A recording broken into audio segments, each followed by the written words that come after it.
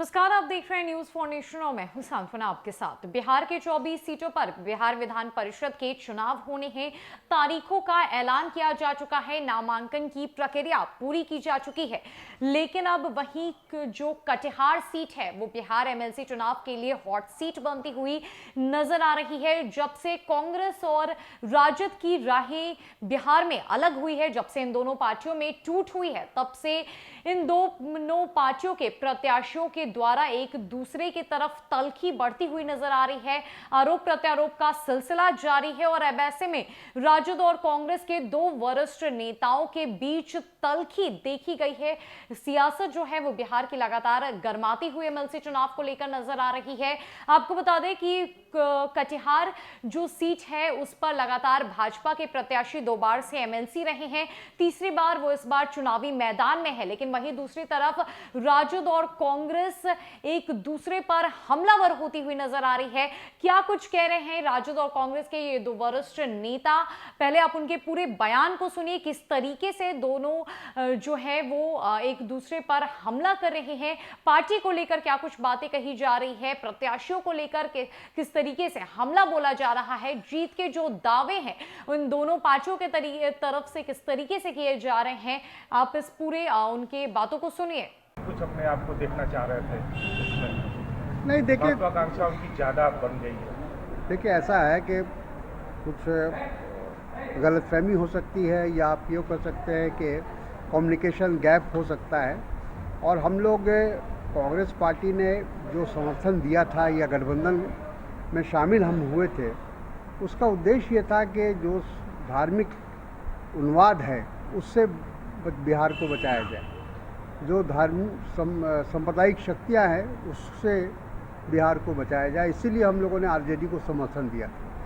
लेकिन आरजेडी अगर समझती है कि हम अकेले उस लड़ाई को लड़ सकते हैं, तो हमको लगता है कि ये गलतफहमी उनकी जल्दी दूर हो जाएगी। तो राजद को भी लगना पड़ता है और राजद के पास भी कोई ऑप्शन नहीं रहता है। क्या है इस बार भी क्या सिनारियो देखेंगे? एमपी चुनाव में फिर एक साथ हो जाएंगे आप लोग? देखिए, राष्ट्रीय जनता दल ये हमेशा चाहती है कि जो प्रियम्बल है संविधान का, सेकुलरिज्म का, इस देश का, जिसको डॉक्टर अंबेडकर, महात्मा गांधी लोगों ने मिलकर बनाया था, जो उसकी बुनियाद है, जो उसकी रीढ़ है, राष्ट्रीय जनता दल चाहती है कि वो कायम रहे। हमारी अपनी तरफ से कभी भी कुछ कम्युनलिज्म की तरह हम राजनीति न करें। वहाँ पर वो झुक जाती है कि सेकुलरिज्म मजबूत रहे और सेकुलरिज्म का फ़ायदा तारिक अनवर उठा लेते हैं।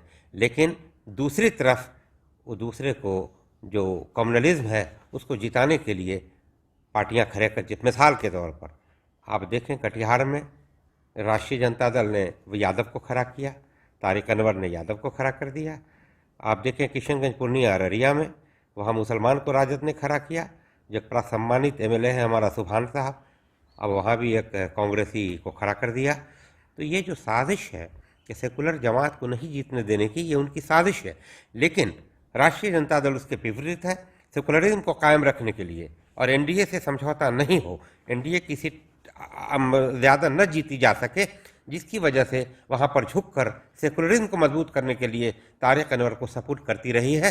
लेकिन मैं समझता हूँ आगे इस पर रिव्यू करना पड़ेगा। गौरतलब है कि एमएलसी चुनाव को लेकर बिहार की राजनीति में कटिहार हॉट सीट बना हुआ है। इसकी एक बड़ी वजह पिछले 2 बार से भाजपा के अशोक अग्रवाल इस सीट से एमएलसी के उम्मीदवार के रूप में तीसरी बार अब मैदान में है। साथ ही साथ राजद और कांग्रेस का जहां महागठबंधन टूटने के बाद विधान परिषद चुनाव में अपने अपने उम्मीदवार उतारकर ताल ठोक रहे हैं। बड़ी बात यह है कि कभी महागठबंधन के हिस्सा रहे इन दोनों पार्टियों में भाजपा से कम और आपस में पॉलिटिकल दंगल में ज्यादा मशगूल दिखाई दे रहे हैं। बताते चले कि प्रत्याशियों में लगभग 50% वोट अल्पसंख्यक प्रतिनिधियों के हैं। इसे देखते हुए राजद और कांग्रेस के राष्ट्रीय स्तर के नेता एक दूसरे पर वादा खिलाफी का आरोप लगाते हुए करारा वॉर कर रहे हैं।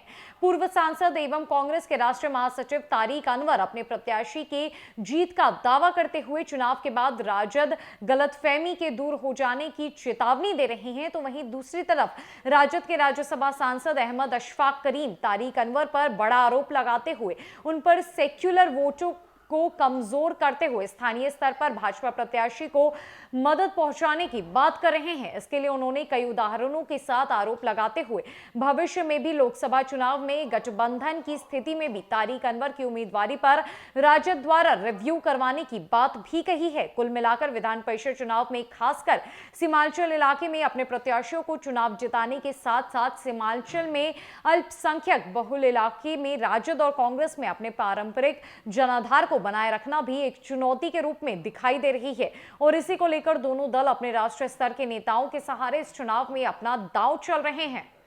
एक तरफ कांग्रेस के पूर्व सांसद और महासचिव तो दूसरी तरफ राजद के राज्यसभा सांसद दोनों एक दूसरे के आमने सामने हैं और अपने प्रत्याशियों को जीताने का जो है वो दावा कर रहे हैं। साथ ही साथ एक तरफ एक नेता की तरफ से भाजपा को मदद देने की बात भी कही जा रही है।